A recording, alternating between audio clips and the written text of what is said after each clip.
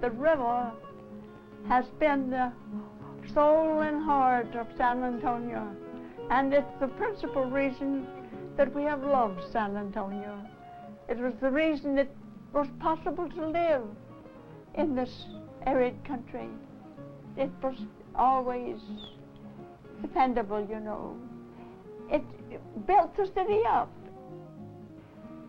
The river was the heart of the city. It was the source of the city. And went under the bridges. We got lots of cheers. Hi, Emily! Good for you, Mayor!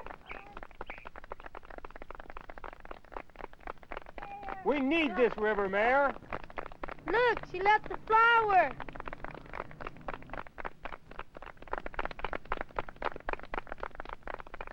And the mayor and the commissioners promised us they would not destroy it.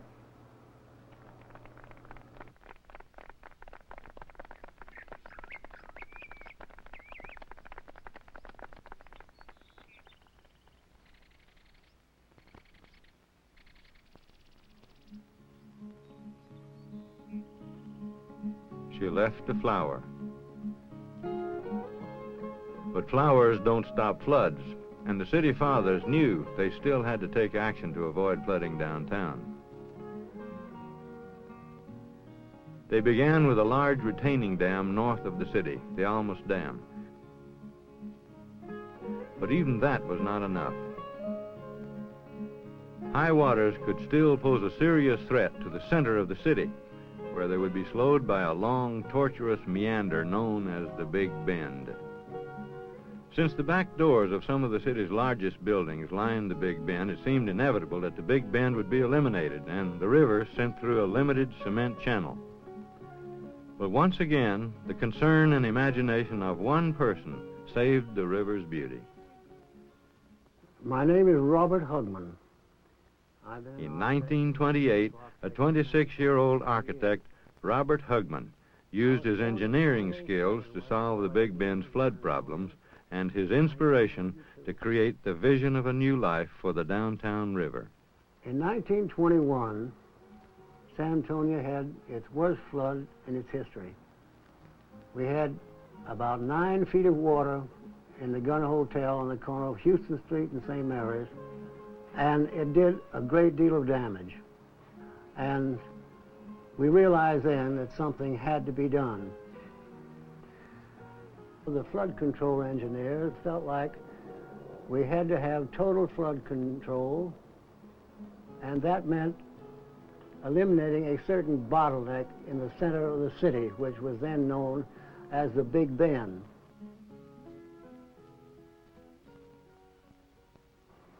Then there was the point of view of the ladies that always have an eye for aesthetic beauty. So they called the channel through San Antonio an open sewer.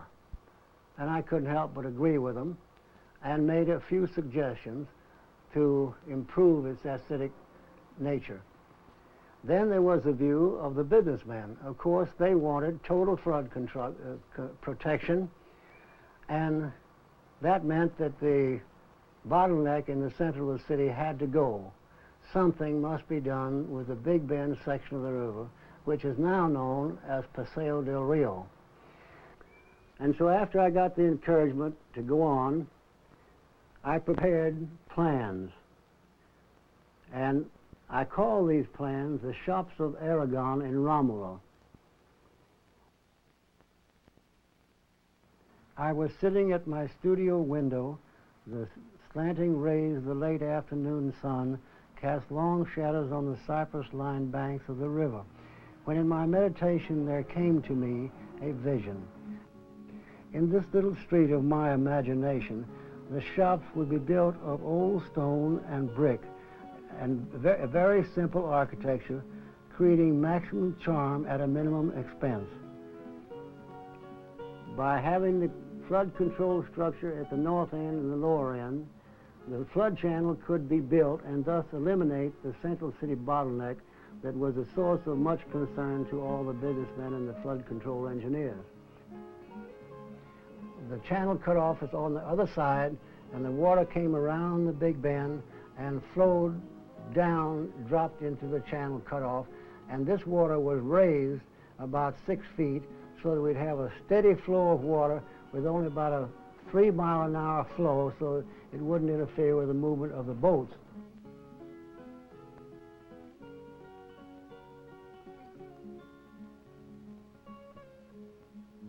Before we go on, I'd like you to see what Mr. Hugman's vision has become after years of hard work by the citizens of this city. Today, the Big Bend has flowered into the beautiful Paseo del Rio.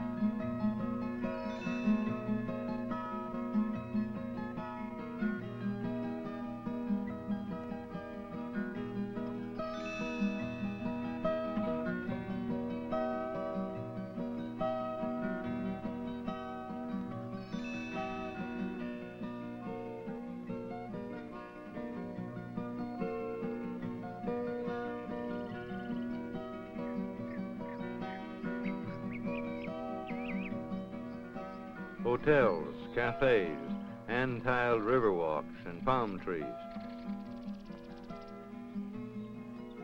A place where people can stroll in the middle of a day of hard work, where a lunch hour can become a vacation among bright flowers. Folks who come here wonder how it came to be. How did they make it so lovely? Folks who live here know how it came to be, slowly. It didn't happen all at once, under the hand of any one person, or according to a grand master plan. Remember, this is a city, and anything a city does takes lots of people and lots of time. The Paseo del Rio grew in fits and starts. There were long periods of time when nothing was done at all. Then a new generation would rediscover the dream of the river and scurry and rush to make it come true. What about money? Well, each new stage found its own money. Federal, city, private money, all was raised at one time or another to build the environment along the river. The first major step occurred during the Depression, when the mayor, Maury Maverick Sr., took a special interest in the restoration of a small neighborhood on the river bend called La Villita. This little cluster of old buildings was the remainder of the original river settlement.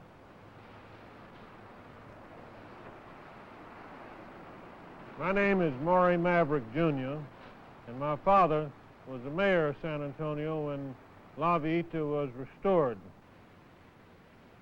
La Villita was done by the National Youth Administration. A lot of hungry young people, young Mexican Americans who learned how to set tile and do tile. Artists, people who did ceramics, architects, musicians, all kinds of people came here and worked. And they worked to do beautiful things, and they worked to eat. And my father used to say, well, we're going to have two things out of La Villita. We're going to have liberty and groceries. And he also said, we're going to have beauty. The most important thing to me about the river is not the modern gift shops that I now see along the river, although they're pretty, but the recollections I have of the Depression days as a child, which was the most creative period in American history. Young photographers, artists, musicians, they came and worked for the government, and they made this a beautiful town. They made it a beautiful river, and they made it a more beautiful America. The Depression years were good for the river. Another federal program, the Work Project Administration, put many local men to work on the river bend. The WPA workers built bridges, walks, retaining walls, and even a riverside theater.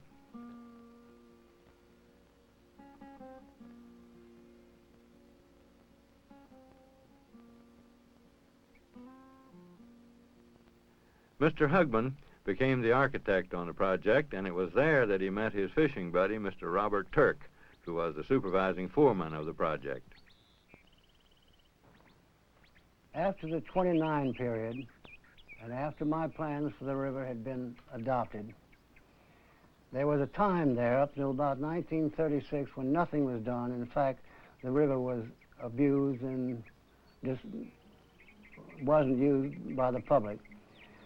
And we all began to think how we could turn this project into a WPA project. Mr. H.P. Drought Sr., regional director of the WPA, and Mr. Ed Arneson, district representative of the WPA, and White and myself and others got together. This is a time that then I learned of Mr. Robert Turk. Mr. Turk was superintendent of the project and has done a marvelous job.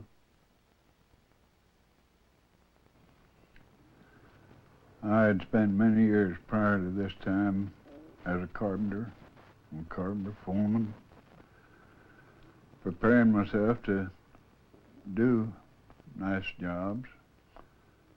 I, like everybody else about that time, had problems finding a job. The WPA was hiring people to supervise, and I went to work for the WPA.